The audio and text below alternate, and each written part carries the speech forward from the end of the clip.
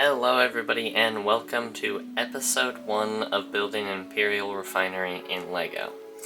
In this episode I finish planning out the first half of the mock, get it laid out on the platform, which is also done with all the Technic structure and a border, as well as getting a little terrain in the top left corner, and I get a lot of progress on the prototype for the pit design, and goes all the way up to the final height with the final curve, which you will see if you stick around and watch till the end. So let's get into the plans for the mock. Starting off is the basic kind of outline drawing of what will actually only be half of the mock. Now, I'm going to split it into 2 parts, and so I have yet to plan out the second half of the mock, but it will either be about the same size or maybe around 2/3, somewhere in there of this section. Now, from the basic drawing layout, the main thing I wanted for this mock, this refinery, is a large pit in the middle of this half of the mock, and I will show you the pit in just a second. I've already started designing it, and it looks really awesome, but this is the basic size layout of the inside, and then there's about 6 studs until the outside. Now, I will also have 4 pillars, 3 on this side, 1 on that side, just to even it out. Moving on to this front section of this base plate, I'm going to have terrain, dark orange, medium nougat, and tan along this section, and it's going to kind of have levels because I'm going for a mesa type terrain landscape, and so it'll start off probably about here. I want it pretty high off the ground, go up a couple levels, and then another couple, and then finally ending at about there, which will be 2/3 of the height of the pit. And I got a suggestion by somebody, I'll throw their comment up on screen, I forget their name, but I got the suggestion to add a cave in, and I thought it was a really cool idea, and so I'm going to incorporate a cave right here, and it will be a resistant, or like rebel base, pretty much, and they'll be trying to dig through the pit wall, and pretty much just be setting up for a attack. And the rebels will be only Mandalorians, just for the fact that they're cooler. And then over here on this section will just be a big platform. There won't be much on it, probably some crates, some minifigures, possibly a shuttle, but that will probably be saved for the second half. So, starting off with the Imperial side of the minifigures, I will be using 2 of the Death Troopers with the grenade satchel. They will be equipped with a D11 blaster.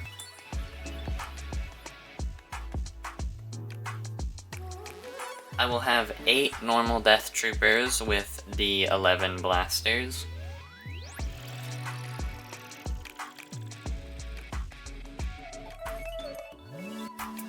I will also have 2 Scout Troopers with the small pistol. It's longer, so I'm not too sure the name of it.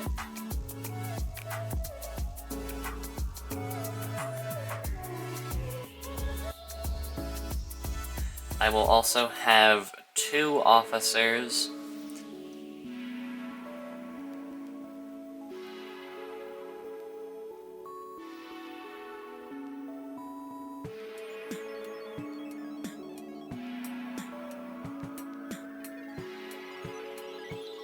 As well as 1 Grand Admiral type figure.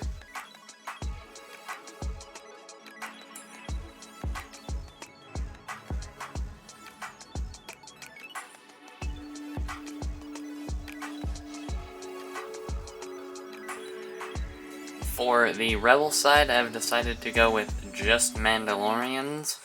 I will be customizing 2 Bo-Katan figures,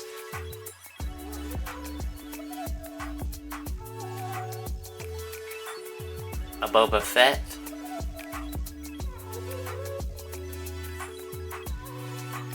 and a few other random Mandalorians, including this guy here, which I just need some new arms for.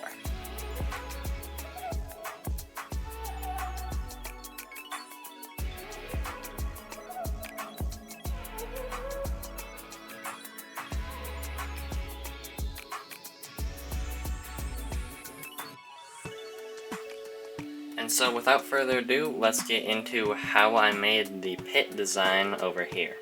First, let's move this out of the way. Okay, so moving on to the pit. As you can see, I've already run out of some pieces. I'm going to order everything I will need for this pit once I finalize the height, techniques, everything like that. And also once I get the final amount of pieces I will need. And so I will explain how I built this section and then this section. Starting with the bottom section, I've made a very colorful version of it just to show you the techniques. Starting with the technique I used to get 3 studs wide was to connect a tile through a brick and a half peg with a plate in the way so it stays at the right spot. And this is pretty weak when there's just one, but since I have 3 layers, it stays in and doesn't move too much. I have experienced some difficulty with the bottom, just doing like that, so there's a little sliver exposed, but it's not a big deal and you just have to push it. And this is all connected to these 2 brackets, which also connect the 2 hinge sections. One is a 1x3 jumper plate with a 1x2 plate and 2 of these hinge pieces. Then the other section is 2x2 plates, 2 of them, stacked on top of each other with 2 clips. And these alternate height, so it goes here and then it's down below. You have to switch the hinges around each time too. And this allows for a very strong and very nice looking circle. And then moving up to this top section, I have not remade it because it's very annoying and might as well just show you what I have here.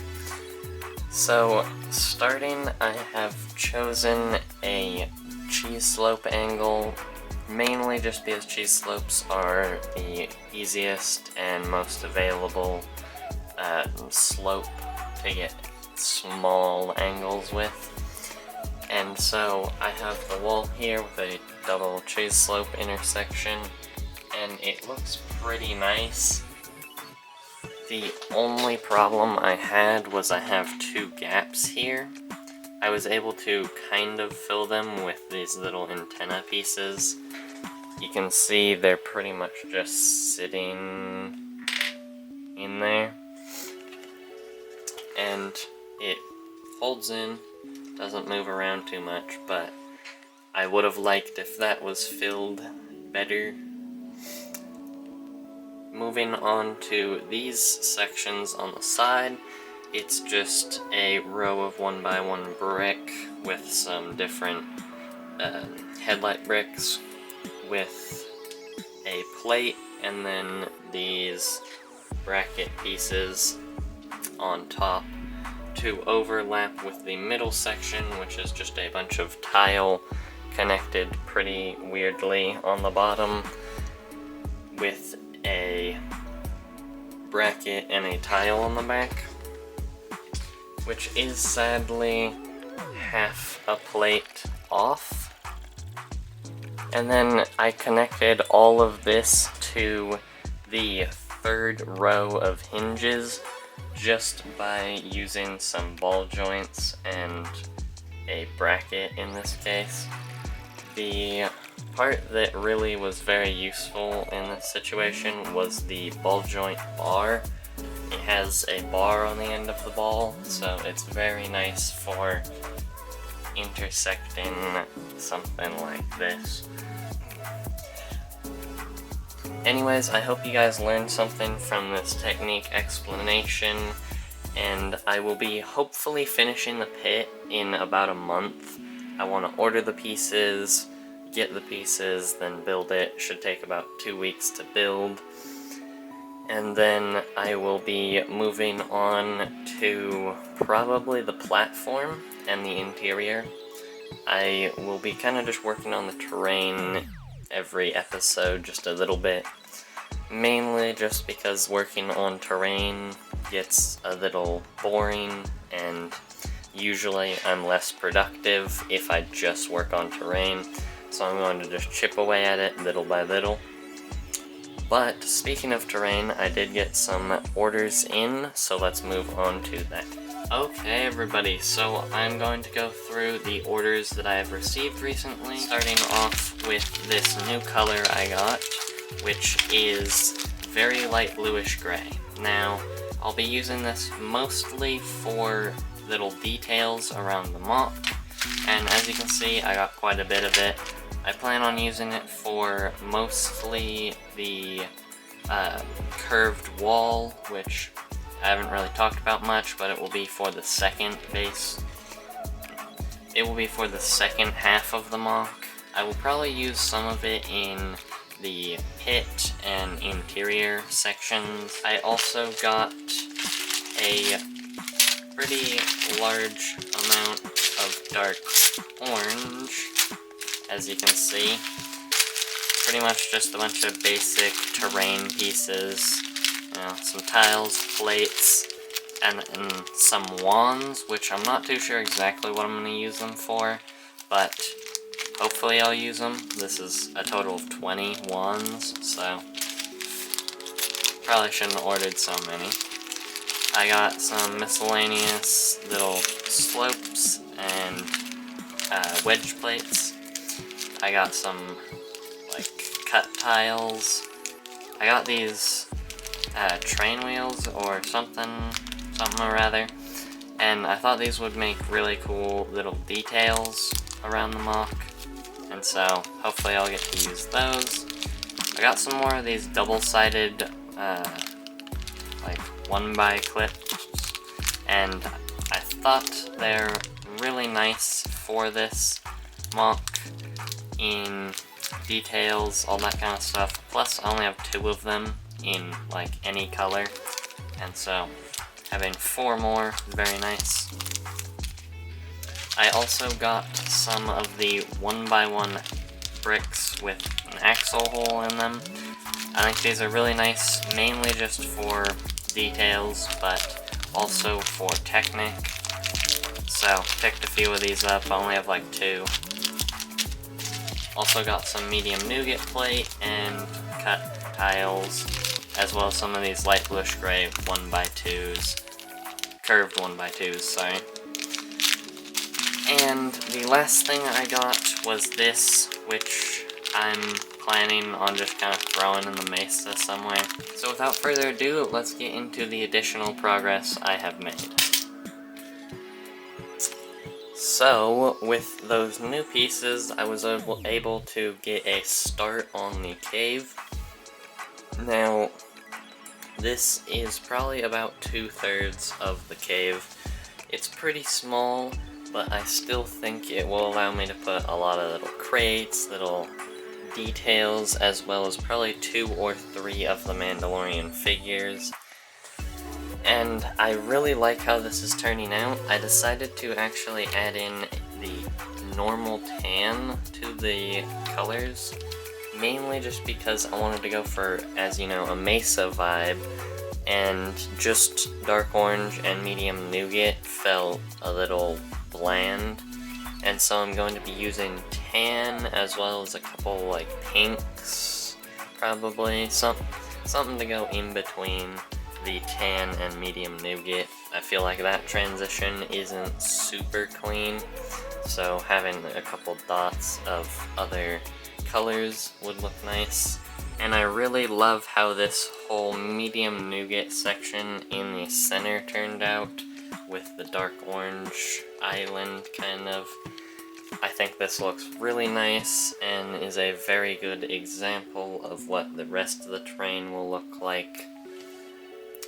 I'm really happy with it, and I have also gotten the pit on the platform, not connected or anything, but you can kind of get a better idea of the size.